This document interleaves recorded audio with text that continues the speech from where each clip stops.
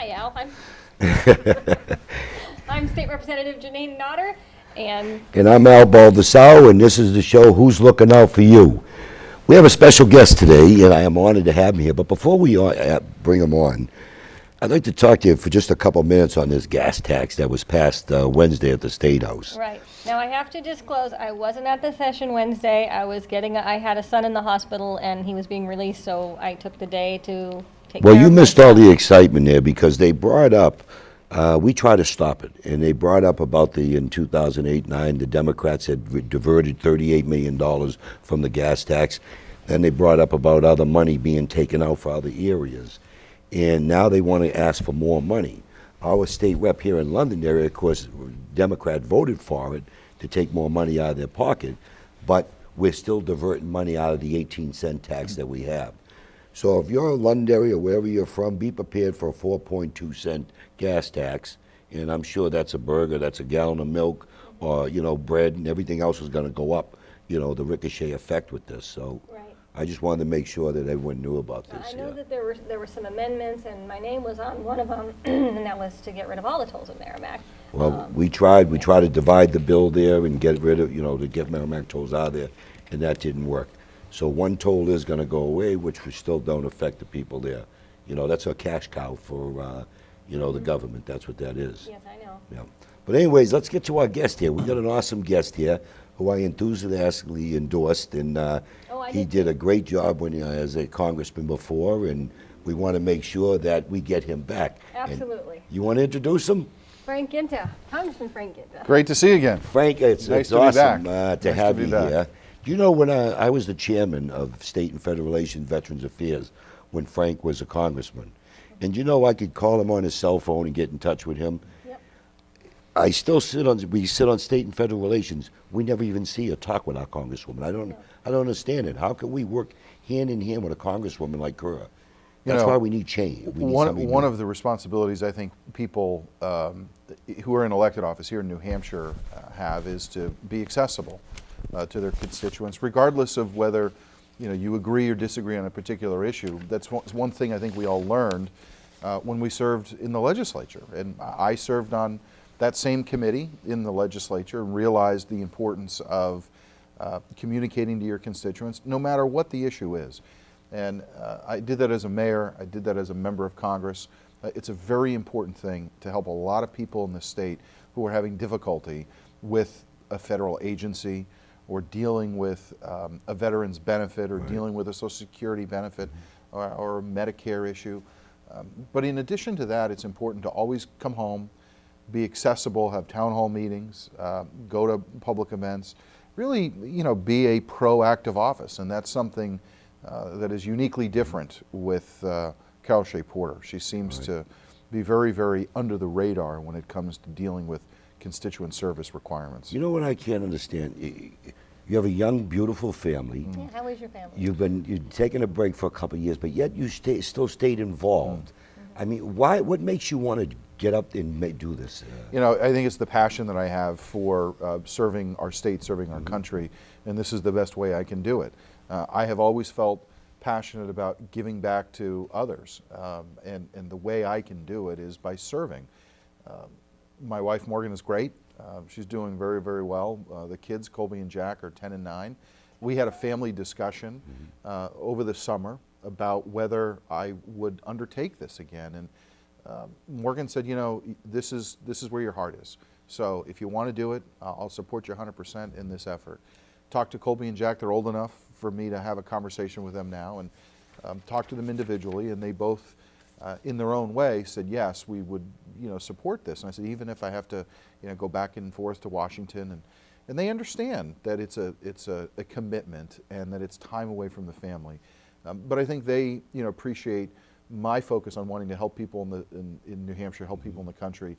Jack, I do have to say, wanted to make sure that he's a big fan of ice cream, as am I, and he wanted to make sure that when I get back in the office, he's still allowed to go into the cloakroom and get ice cream with me, as I would usually take him in there. So That's where his sort of focus was in saying, Dad. Didn't he get to go into the House of Representatives with you? Yeah, so kids under the age of 12 are allowed on the floor with a member of Congress when you're during voting. So I would regularly bring constituents' children onto the floor when constituents would visit Washington, D.C. And most constituents don't realize that their kids are allowed. I mean, they've got to be attended with a member of Congress. So I would bring the kids onto the floor and introduce them to different members, introduce them to the speaker. And then I always had this little tradition that afterwards I would bring them into the cloakroom. I'd pay for some ice cream for the kids, and they would walk out, whether it was 10 o'clock in the morning or 2 o'clock in the afternoon. So you can run for Congress, and again, as long as Jack gets. As long as Jack gets, has access to the All ice right. cream. Voters, let that little boy have his ice cream. That's right. Vote for his Without- dad. Well, hey, Without when you're a in doubt. 3rd grade and you're 9 years old, that's pretty high up on the priority list. Well, since you brought up a high priority list, let's talk about a high priority list here in New Hampshire. Cal Shea Porter promised, just like President Obama, Senator Jeanine, that our New Hampshire residents will be able to keep their doctors in their hospitals. Yeah. It's not happening. Over 22,000 last year have lost their insurance. I don't even know how many thousands more this year have lost their insurance. More and more people are getting high deductibles. Their insurance is costing more. And I know you've been doing an awesome listening tour on healthcare. Can you tell us about that and how we can get this thing fixed? Sure. First, I oppose the Affordable Care Act, have since its inception. When I first was elected to Congress, I was one of the co-sponsors of the repeal of the Affordable Care Act. 4 years later, it is even worse than what we originally anticipated. Conversely, Carol Shea Porter voted for it, was part of that class that voted for the bill before they read the bill, according to Nancy Pelosi.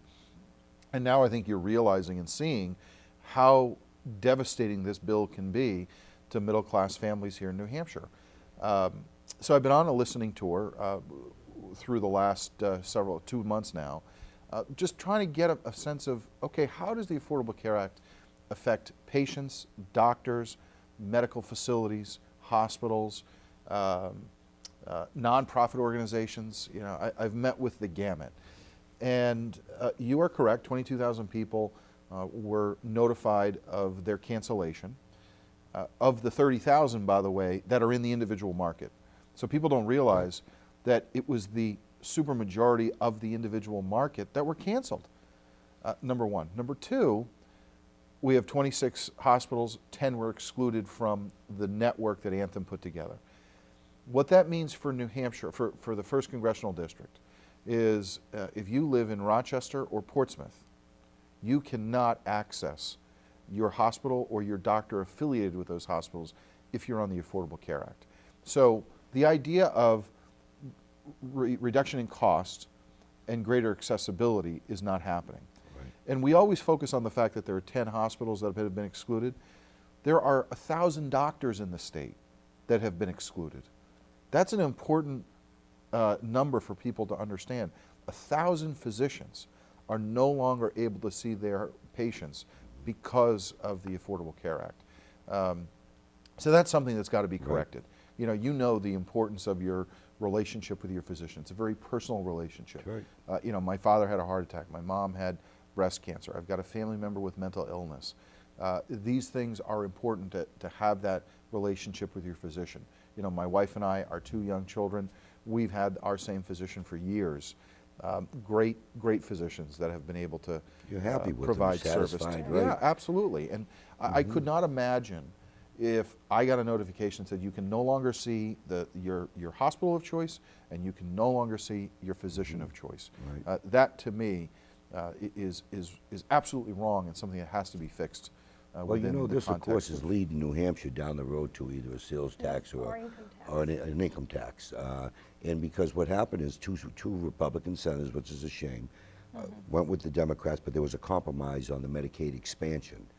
Now, who's the chairman of the finance in Congress that said that the funding's not there? And So Paul Ryan, who's Paul chairman of Ryan, the that's Budget right. Committee, was in New Hampshire and mentioned that the money will not be there to pay for Medicaid expansions, whether it's New Hampshire or any other state in the country. And he is chairman of the Budget Committee. Right. So, he's a pretty good person to ask relative to where the federal funding comes from for state-based programs. And he's explicitly stated that the funding will not be there, despite the fact that there's a promise that was made by President Obama and the Affordable Care Act. The money just isn't there. So now we have this Medicaid expansion and no way to pay for it. Well, what's going to happen, of course, if they, right now it's at 100%, and I think we were talking maybe 56,000 people here in New Hampshire being put on it. And this is going to be a big hit for us here because there's also a waiver, and I'm not sure whether that waiver is going to even go through. So that means we promise people you're going to have insurance, and then come December 2015, you're going to be knocked off it. Because I'm not voting to set up another class of people, in the state of New Hampshire when these are working people that can be paying for them, but many of them choose not to. I mean, how many young people did you come across in your listening tour that said they don't need insurance? There are quite a few young people who have decided not to sign up for Obamacare, will pay the tax or the fine, however you want to define it. But I look at it as a tax. You have to pay it through your taxes when you pay the IRS in April. And they've said, look, we don't feel that we want to buy health care at this stage of our lives. Right. And people should be entitled to make that decision. That being said, there are ways to help those who truly can't afford to purchase insurance or who have been kicked off a plan without having the Affordable Care Act. You can have a state-based pool, which we used to have until recently. You can make modifications to that. We can, through the different health centers, community health centers in the state, provide access to those who are less fortunate, who can't provide the payment. And many health care centers in the state of New Hampshire do provide that alternative, not just in Manchester, but in Portsmouth. I was just at Families First visiting over in Portsmouth. They do a wonderful job of helping those who can't afford their own care. But there are ways to address this without a top-down mandate from the federal government. Right. Do you think we'd ever come across, some type of legislation where we can go cross lines or maybe group people together in communities to be able to get cheaper? Well, here's one of the challenges I think we have in New Hampshire. Going back to when Senator Jeanine was Governor Jeanine and State Senator Jeanine, she started moving to a community rating process in the state of New Hampshire. Back then we had more than a dozen carriers in the state. That piece of legislation, unfortunately, chased out a lot of the carriers, changing the competitive market here in New Hampshire. Right. And then it went down to, what was it, 3? It's 3, and you really have you have Anthem, you have Cigna, and you have. Cigna's awful. Well, again, they're all focusing on different markets, though, too. Anthem, has the individual market. Cigna has the self-insured market, and larger companies. Then you've got Harvard Pilgrim Health that deals They're with a very good company that deals with mid-sized market. MVP to a very small extent, but that's really it. But in terms of the individual market, you really have only one choice. Right. In Anthem. So going back to what you were saying, what I would like to see is, first of all, a change in that community rating law. Number one. Number two, we should regionalize northern New England. So if we paired up with Maine, Vermont, New Hampshire, Massachusetts, you can even extend it into Connecticut, Rhode Island if you want. I mean, you can do the entire New England region. So as one entire region, instead of the state lines, we look at a geographic region. And so essentially we pool our states together and say to carriers, you could all look at us as one region where you could offer coverage. Do you realize how much competition we would bring into the region just by making that one change? And I've spoken to Roger Savigny, the New Hampshire Insurance Commissioner, who said we can do this. It's absolutely legal. You can We need relationships and agreements throughout the states. The attorneys general would have to get involved. I've talked to members of New England congressional delegation who agree with this, Republican and Democrat, who believe that this would be a wonderful way to bring more competition, lower price, lower cost, give more access. And I've asked Anthem if they would support this, and Anthem, the head of Anthem, has told me yes, they would support. It makes sense. this Government idea. out of the Homework. picture. Yeah. You know, Thank you you. get government out of the way and let them, you know, you set the rules, the regulations, put them in place where you can make it happen and step out of the way. We have, I regularly use this as an example. We have a small tool and die manufacturer up in Conway. I visit them periodically through, you know, looking at the North Country and the job issues. So the owner of that company has told me he's got a policy. He has found a policy identical to his out of Arizona. And it was roughly $50 per month per employee cheaper if he got the Arizona policy. But he's not allowed to. But is he's he? not allowed to because of the law. You know, Right. if You had okay. mentioned that, or one of you did, that a lot of young people don't want insurance. Right. I'm reading Stronger, the book by Jeff Bowman, the one who lost his legs at the bombing at the Boston Marathon.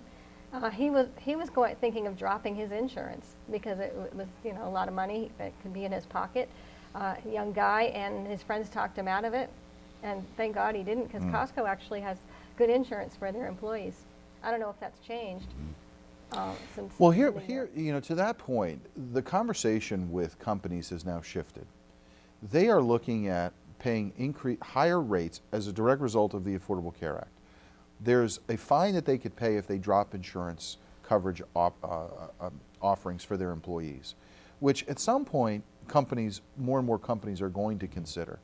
But that also extends to municipalities. Right. When you think about the challenges that municipalities have in the state of New Hampshire, I'm not recommending they do this, but at some point, these are considerations that are going to be discussed throughout municipalities in the state. You know, is it cheaper for the taxpayer and for the management of a municipality to drop insurance coverage and require those employees to go on the Affordable Right. Care Act? And guess what? Those employees are going to have higher deductibles. The coverage won't be nearly as good as what they get right now, particularly through the self-insured markets or the individual market. Right. You know, there's a business, and if you ever get an opportunity, stop in and say hello. If you're heading up 28 on towards Manchester on the Londonderry line, there's a cabinet maker in there. They build. I've been there. Okay, now he's got about 69 employees. Yeah. He says he has to go put a lot of his employees on part-time. His insurance has gone skyrocketed now. He can't afford. He's going to take out from his reinvestment into his company because he's actually done a great job over there. And he's going to have to put a lot of these employees. I mean, We've how been do? hearing that a lot. It's a Well, shame. yeah, I the- mean, what's going on? The Affordable Care Act is redefining the work week. And 30 week, isn't it now, or Yeah, something? and that has a negative impact on the local economy and discretionary income, as well as revenues for the state treasury and the federal treasury. It hurts everybody. It Like, absolutely you have less does. money, you can't buy pizza, you can't get your nails done, you're gonna get less haircuts. Everybody suffers. Well, now with the gas tax, of course, And now we everything's have the going to gas go up tax, again. yep, You know, yep. because the delivery or the trucking, it's going to cost them money there. But you know, Food prices. I'm glad to see that you're on the ball there, and we're going to get you back in because somewhere along the line, the last 2 years, we lost the boat here. Let me give you two more examples of one personal and one on a business to put in context how the Affordable Care Act is affecting people and then businesses. So I met a gentleman who he told me I can use his name, Mark Galvin, lives on the seacoast. He's an entrepreneur, innovator. He runs the Innovation Center over in Portsmouth. He was one of those individuals that you talked about. Got a letter from his carrier, canceled. He had no choice because he's an entrepreneur, doesn't have an employer, had no choice but to go on the Affordable Care Act. Family of 7. He was perfectly happy with what coverage he had with his private carrier. He was perfectly comfortable in paying the cost. And the cost at the time under the private carrier was $965 a month for he and his entire family. He got canceled. He goes on the Affordable Care Act. Deductible went up, and now he's paying $2,000 per month Wow, that's a shame. for Well, less more than coverage. double. Right. Matter of Yeah. fact, you got hit with a heavy deductible, Oh my didn't you? gosh, our deductible now is, so we used to have great insurance. My husband, has always put in much more than a 40-hour week because we have 6 kids. He's always had to. That's gone, and now the deductible is so high, it's cheaper to get a new roof. So you have an emergency situation, your savings is drained. Yeah. Do you know another thing I think probably very important, hopefully you can help us straighten out? I'm a military retiree. I have 2 kids that are over 23 now. At the law, the federal law says you maintain your insurance at 26. Okay, now, in order for military retirees to keep their kids on till 26, we have a separate insurance we have to set up through the government, $180 per kid. My son and my wife's daughter said, I don't need I'm not going to pay that. I can't afford that right now. I'm just starting work. I'm still in college, and it's not fair. But yet, if my wife kept her insurance with her company, it wouldn't have cost anything.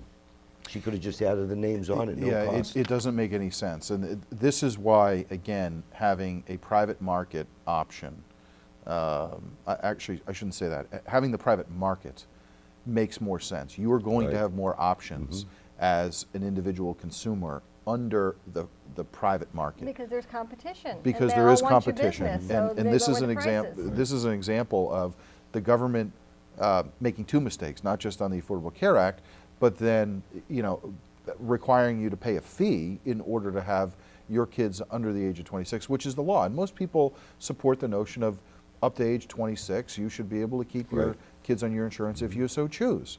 The same issue with pre-existing conditions. Most people feel like they don't want to lose insurance because of a pre-existing condition. I support that notion. But here in New Hampshire, I think you might have been part of it. We put in pre-existing Absolutely. conditions to cover the people in New Hampshire. We didn't Most have of the a things that problem. the Affordable Care Act tried to address, New Hampshire had already addressed on a state issue, as a state Right. issue. So now you have the Affordable Care Act, you have higher costs for individuals and for businesses. You have 10 hospitals and 1,000 doctors who are no longer able to contribute to their patient base, and you only have one exchange. Again, some people will point the finger at Anthem and say it's Anthem's fault. Well, this would never have happened if the Affordable Care Act didn't come into effect, number one. Number two, Anthem, it's not Anthem's fault that no other carrier decided to build their own exchange. So, again, if you let the free market work, encourage through, cooperative agreements with the regional area, the New England states, encourage more carriers to come in, you have more choice, more options, less cost to you as the consumer. And then again, with those who truly can't afford health insurance, we have community health centers. We could have a risk pool for that group of individuals where dollars are contributed. You would have a far better system in terms of access and in terms of Do cost. you foresee, like in Massachusetts, what's going on in Cambridge, Medford, Arlington, those, where the Harvard Alliance or that medical group there is starting to lay off because Medicaid only pays 30 cents on the dollar? Do you foresee that happening Yeah, here in New Hampshire? So I've gone to assisted living facilities. I've spoken directly with physicians. The reimbursement rates are a huge problem for physicians, for hospitals. They're not getting reimbursed what their true cost is. So imagine if you have a business. So I take a restaurant as an example. Say you have a restaurant, and the government mandates that you have to feed, for 100 people that come in, you've got to feed them, but not at the cost that it costs you to run your business. The government's going to reimburse, but at a cost of, say, 30 or 40% Right, of the that's- true cost. And you have to accept that. You Well, would be pretty business. frustrated as a business Right. owner. Well, that's exactly how a doc feels. That they're required to take a patient, and they go, look, they want to help. They want to take on patients. All they're asking for is give us a reasonable reimbursement rate. Right. Don't give us 30% of what our true I cost talked is. to a doctor up in the North Country. He had to close his practice because Yeah. he had so many people on Medicaid, or he would fill out the forms, they'd send them in, the government would send them back. You didn't dot this I, you didn't cross this T. Right. They'd fill it, do the forms again, and send it in. Another problem, see this line over here, you didn't check this box.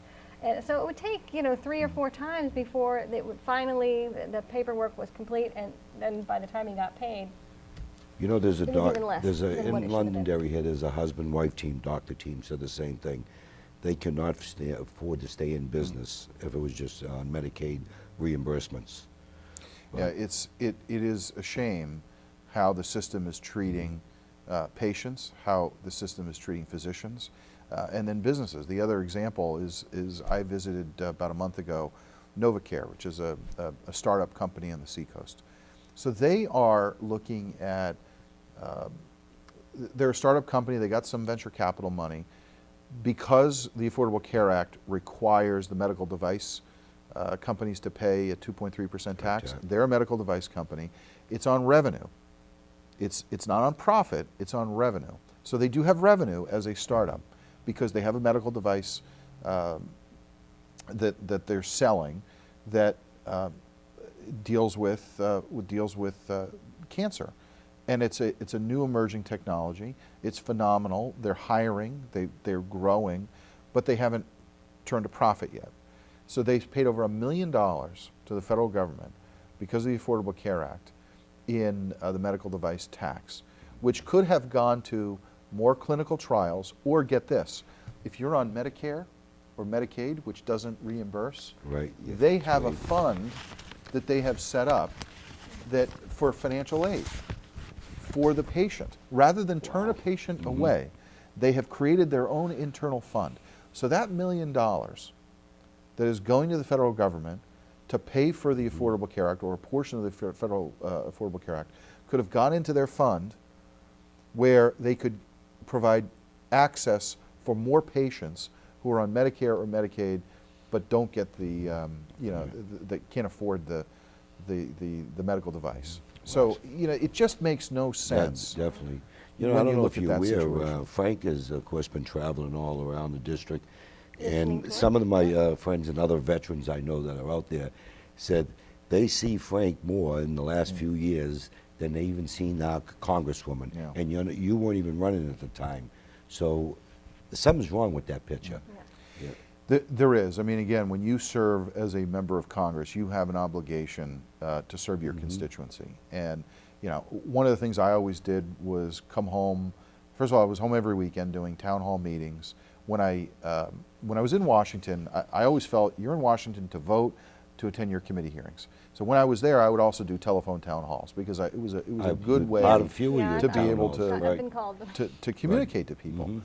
Then you come home, you do town halls Right. all over the district, which I always did. Go to as many different organizations, groups that you could absolutely fit into your calendar. So you always are providing that access, and you'd never know when you're going to meet somebody who needs help. I was at Portsmouth 2 nights ago.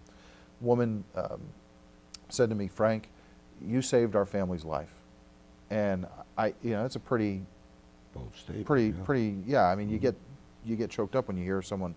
So, interestingly enough, she said, family member couldn't get VA benefits, called me. We took care of it inside of 2 weeks. It's amazing when a member of Congress will call a federal agency, how quickly you can get the results that you should be able to get as a veteran. Right. As an American citizen, but it doesn't always work to your favor. Those are things that are so critical, so important, providing that constituent service. I don't see it, and I hear this as I go all across the district, from individuals, from businesses. They can't, Carol's on armed services, and I hear from defense-related contractors, they can't get a return phone call from her. Right. And there are people that live in this area who work for either some smaller contractors or larger companies like BAE or Raytheon down in Massachusetts, who can't get access to their member You of know, I Congress. can tell you now, as of course, as being on the State and Federal Relations Veterans Affairs Committee for 8 years, I'm a veteran activist. Yes. And you know that. Yeah. I hear from veterans all the time that said, when your constituency services was second to none. Your people in your office always took the time, worked with people, take care of them, get them into the VA system, help them with their benefit when it was taking 2-3 years at the time, and you were part of helping getting it cut down. They don't hear from. I just don't understand why. It's disappointing. I mean, You know? veterans are such an important fabric of our country. Here in New Hampshire, we have amongst the highest percentage of our population based on any other state. You know, we're either 1 or 2 right that. now. Yeah, I mean, we've about 13% of our population here in New Hampshire are veterans. It ranks 1 and 2 Per capita, right? Yes. per capita. So we go back and forth. I forget the other state that has the Right. high, but sometimes we're first, sometimes we're second. Or let's give a plug for the veterans. The first Wednesday of every month in Veterans Park in Manchester, You know, right on Elm he's- Street, he's 7 always- p.m. 7 p.m. And Yeah, I've gone there they in the have past. vigil. Yeah. Well, a couple of things that I did when I was in office. First, you know, I did file the legislation to have a full service VA, something that, you know, we don't have here in New Hampshire. It has to do with the size overall of the population, which is only 1.3 million people. Right. But when you talk about 10% of that, 13% of that are veterans, that's a pretty good argument to have a full service VA. So that's one piece of legislation that I filed. It's a tough battle, but you need somebody fighting for that. Right. But in addition to that, I've always talked about and support the notion of a veteran having issued a card where Right. they could go to That's any been on our hospital, committee, yeah. any hospital in the state, and go obtain services, just like I Mm-hmm. can do. I mean, if I'm up in Conway and I get sick or I get ill, I can go to a hospital. A Right. veteran can't. That's right. And it's important for people to understand that distinction.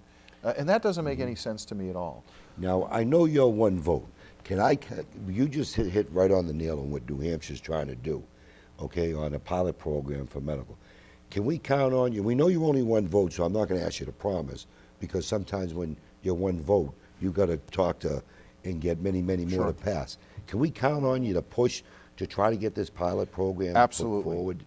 What you need is, you're right, I'm one vote, but I have a loud voice. Right, and we know that. And, And you're and- tall, too. Yeah, yeah. and it's important when you're in Congress to have established relationships with people who are Republicans and Democrats to get these kinds of things accomplished for your state, for your constituency. One example is, again, we were having a problem with getting Clark's Veteran Cemetery in the Philippines any kind of basic maintenance and Right. treatment. State Representative Kenny Weiler served there for a period of time. So I was one voice, was up against most of the brass within the armed services, and I said, well, I'm only one voice, but I filed legislation. Never forget, had a committee hearing, had some constituents from New Hampshire who needed to meet with me at the same time that the committee hearing was going Right. on. And I still remember having that meeting with them outside the hallway. And I said, I apologize, I'm about to testify in front of the Veterans Affairs Committee on a very important piece of legislation that I filed to try to get the Clark Cemetery services. So I had the meeting in the hallway, I invited the constituents in, and they were, fascinated by the process, and, member of Congress committee, testifying in front of the committee. Well, we fought the Armed Services Establishment, Right.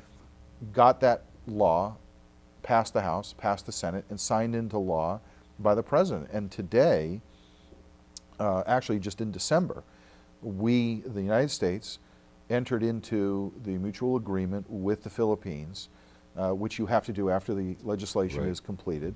So now that cemetery is getting serviced by the United States, which, Al, if you had seen pictures of it. I've seen pictures. I was mean, very, because I've seen how what Kelly Ayotte- overgrown it was, Right. how it was in disrepair. Right. It was embarrassing that American soldiers were buried there and we were not properly taking care of a sacred burial ground.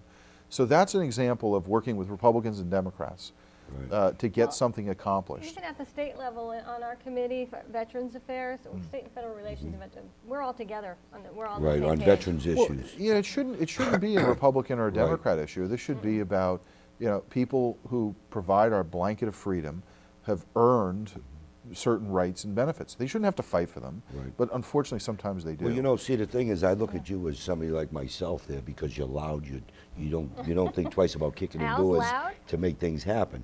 And in the same thing in my committee, in order to get the support, I have to sometimes embarrass people, Sure. don't I? On the way I bring up certain Sure. issues there and maneuver to get the bill passed. And I know you've done the same thing. Well, it's the in same thing with the Washington. COLA increase. I mean, we got the COLA increase And passed. define that, because some people The think cost you're of talking about Coca-Cola. the cost of living adjustment for veterans. You know, I was part of that legislative process. It was amazing that we had to fight for a cost of living adjustment for a veteran. Right. That to me just made no sense. Again, government is about priorities. You know, spending is about priorities.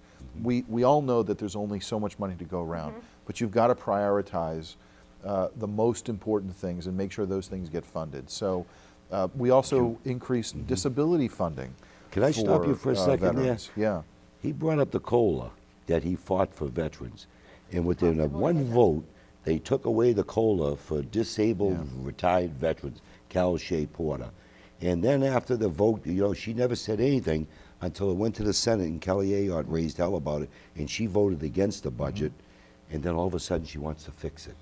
You know, and she uses veterans as political pawns. So I'm glad you brought that up because that's a shame. That was a disgrace that she did not stand up for New Hampshire veterans. Yeah, it was very, and again, you go back to, we have the second highest per capita population of veterans in the country. 13% of the people that live in New Hampshire are veterans. I think it's why we're such an active state, supporting veterans. I hope that veterans always feel that civilians are very appreciative in New Hampshire of our veterans because we have such a high population. We appreciate it. We see it in our families, our friends, our neighborhoods, and we want to respond. We want veterans to know that we support them. And it's more than just talk. You've got to be able to say, okay, what are the challenges you have? I'm going to work very hard to improve those circumstances. And again, it is in the context of a budget. You've got to make decisions and priorities. But that was something I was willing to fight for. Increase the cost of living adjustment for veterans, and we'll find money in the budget elsewhere to make sure that that's paid for, because it's something that I feel that we're obligated to do as citizens. Now, traveling around the state now, what other issues have you come across? You know, it's interesting. Through the healthcare tour, there's, in addition to the Affordable Care Act, mental health is a huge issue in the state of New Hampshire that I hear, even visiting Derry Medical Center, Elliott Hospital in Manchester, Frisbee in Rochester, Portsmouth Hospital. Yeah, it's Frisbee in Rochester, Portsmouth Hospital in Portsmouth.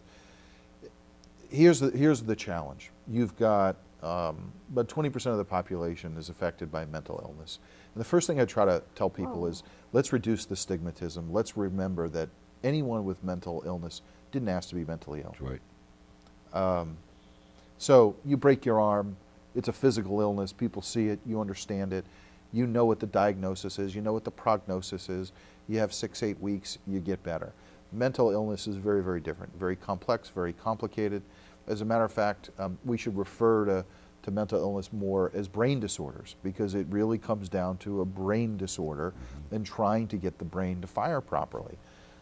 So you can at least minimize that stigmatism.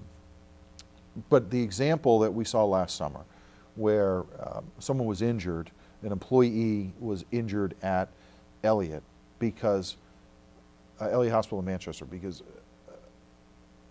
the hospitals, the emergency rooms are not equipped to deal with a patient with an acute brain disorder. The waiting list to get into Concord Hospital, New Hampshire Hospital in Concord, can be anywhere from 1 person to 52 people in any given day. Last September, you had 52 people on a waiting list on one day.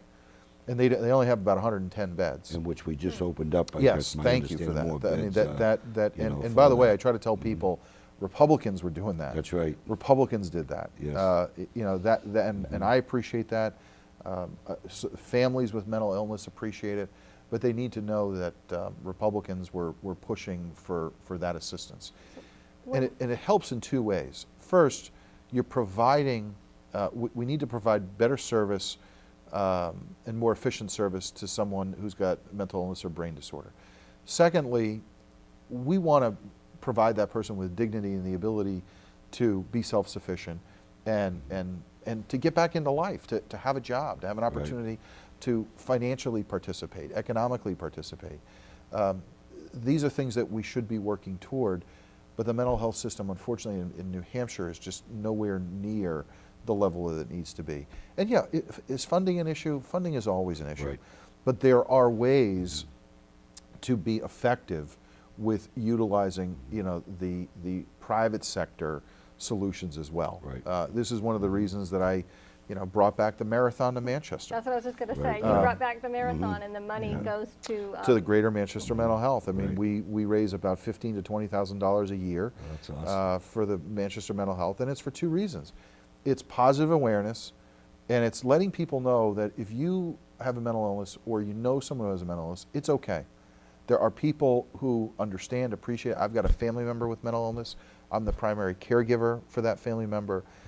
It's all right. I hope that more and more people will say, look, I've got this problem. I don't know where to go. I don't know where to turn. I tell people, call me. I'd be happy to help you, navigate through a very challenging system. But it's something that, I hope we can address over the next several years in the state of New Hampshire. Well, what he did there, and because it brought out the mental illness out more now to more people, even if you look at suicides in New Hampshire are down, veteran suicides are down. So the more and more that, like what you brought out, educate people, definitely makes a difference, because we all need to learn where the indicators, how do you identify the issue, what do you do? And this mental illness affects the veteran population just as much as the civilian population. And imagine being a veteran, coming home from a war, PTSD, and then trying to deal with that internally, and then admit that to somebody. It's very, very difficult. So, we've got to be able to, make people feel more comfortable to say, look, it's okay. You've got some sort of brain disorder. We're gonna be there to help you. But there's a lot that we can do through nonprofits in the private sector to assist the circumstances in the state of New Hampshire. That stigma.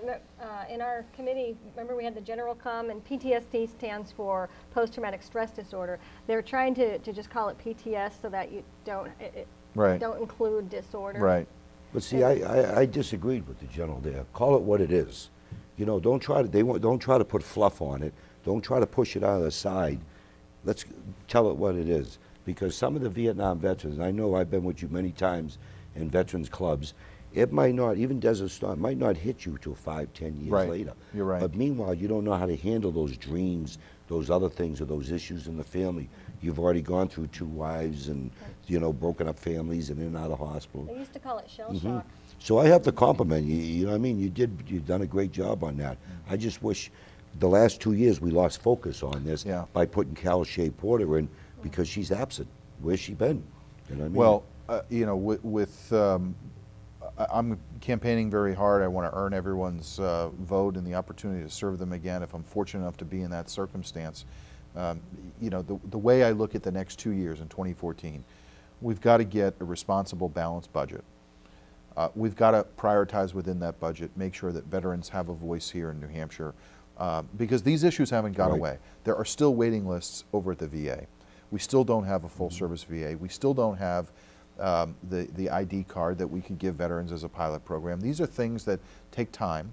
We'll do everything I can to expedite those things while I'm serving. But this is the kind of representative I would be. Balance the budget, get rid of the Affordable Care Act, open up the free market so we can restore those 1,000 doctors and 10 hospitals that no longer can provide care. Provide a safety net alternative for those who truly need or can't afford health insurance. We can absolutely do that. We used to have it in New Hampshire. We can have it again in New Hampshire. And then getting economic growth in this country.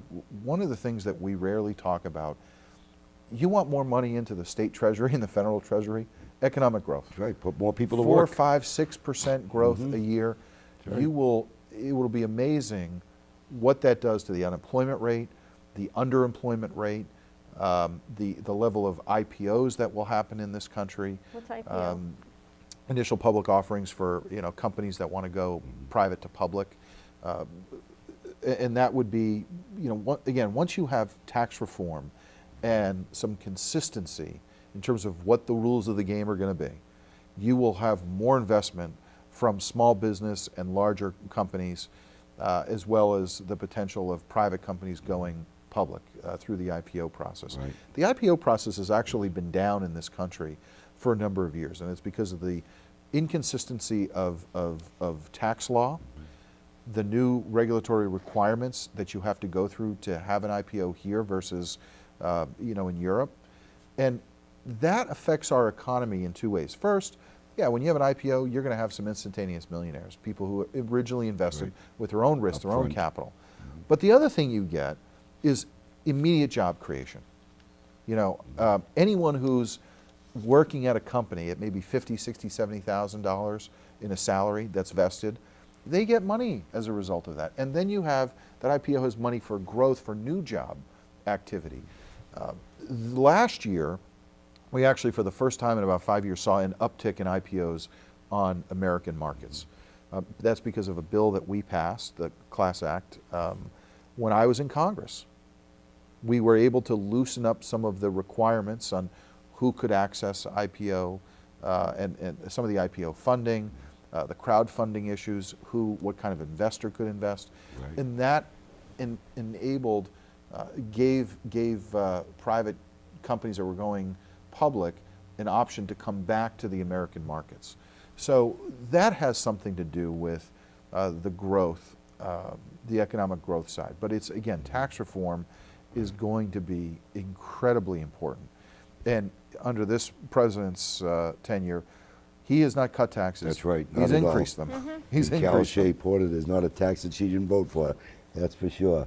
Yeah. Hey, another thing too, I don't know if you're aware, he started a group association, IBA. Independent Business Council of What New a great Hampshire. organization with a lot of businesses, small businesses, not these big corporations. Yeah, one of the things after in early 2013, I said, well, what am I going to do with myself for a little while? I wasn't sure if I was going to run or if I was going to go stay in the private sector. So I started something called the Independent Business Council of New Hampshire, IBC. And it's actually a business. It's not a nonprofit. It's a business, and we're in the business of helping business. So it's a membership-based organization of small businesses. We're up to about 75 members now, and we want to do three things. Number one, advocate for small business. There are 300 pieces of legislation that you are facing as legislators in New Hampshire right now that affect small business. I mean, 300. State legislators can't keep track of that when it's 300, nor can small businesses. They don't have the time or the money to travel up to Concord every day. They don't have the money to hire a lobbyist. I mean, the schedule, the challenge of it. I remember getting flyers on the IBC. I'm up there 3-4 days so a week. we basically said we're going to be an organization for small business that can advocate their positions. So three things. Number one, take positions on existing legislation that affects small business. Number two, IBC puts its own legislative agenda together for how the small business environment can be improved. And third, we've undertaken an economic study that will be released later this year. So we have some fact-based information. Right. And really where IBC is going to focus on is how can we be more competitive with the other 49 states. So when we love New Hampshire. No income, no sales tax.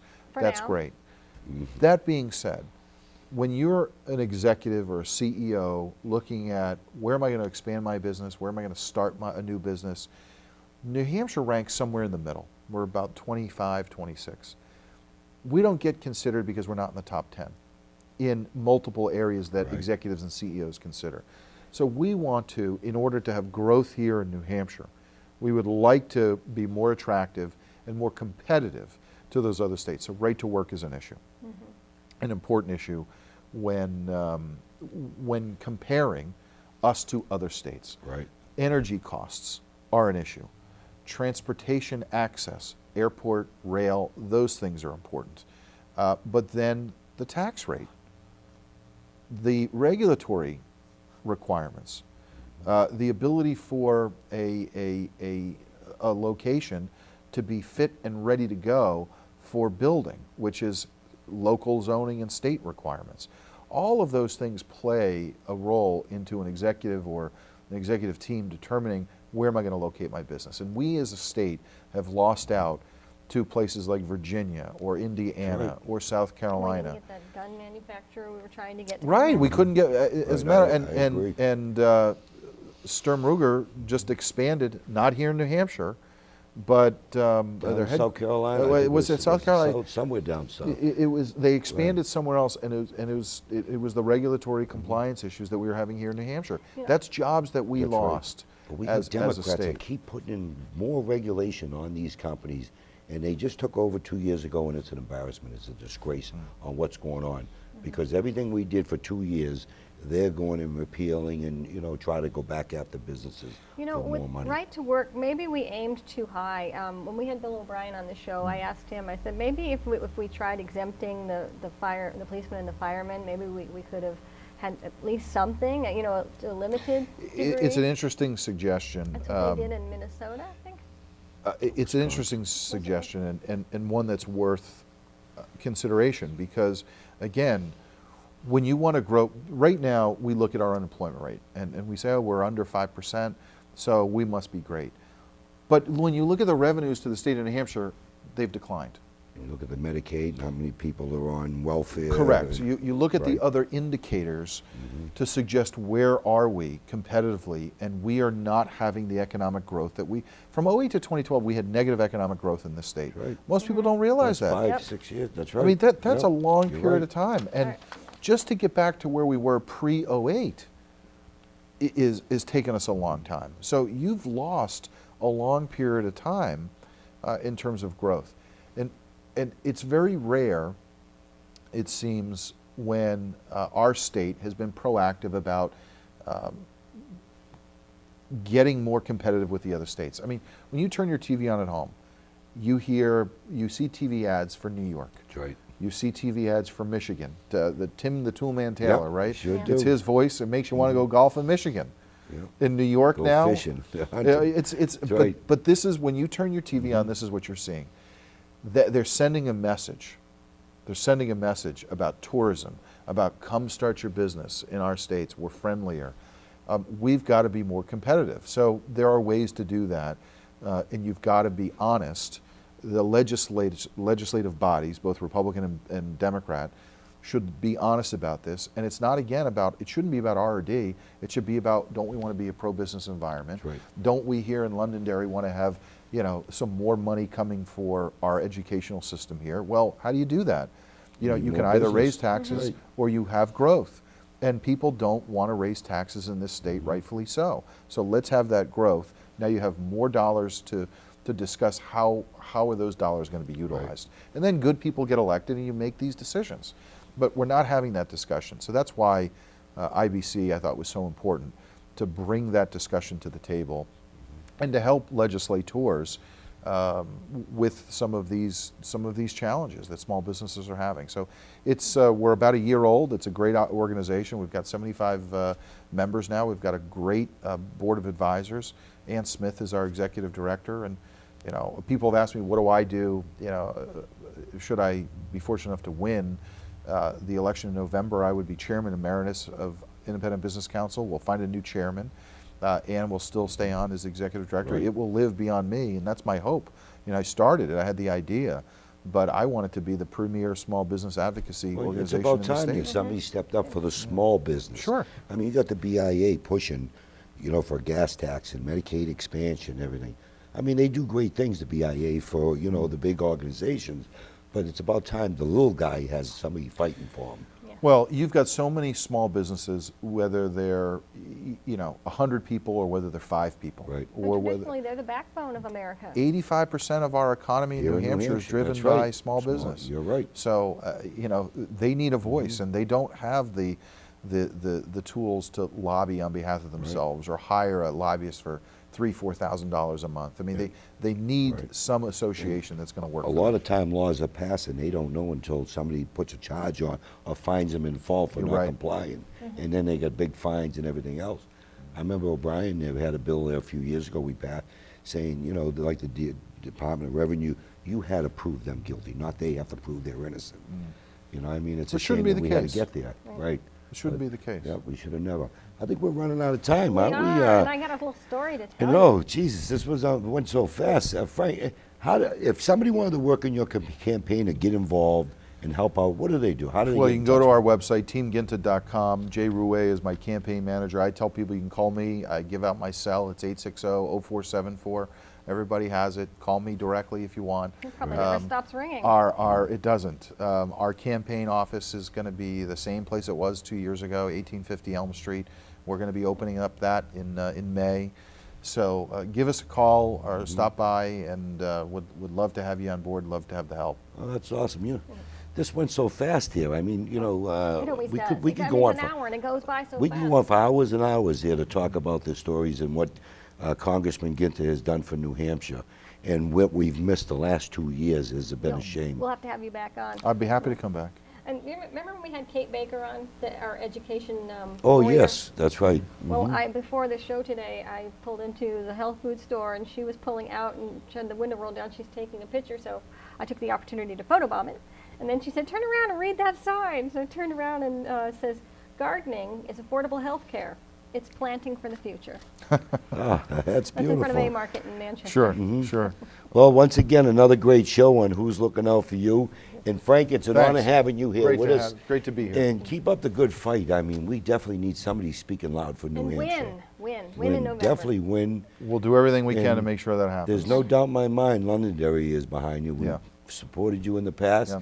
and you've done many good things for the state. Great town. And we're here for been you very again. supportive of me. I appreciate it. And thank you for watching Who's Looking Out for You. We'll see you next time.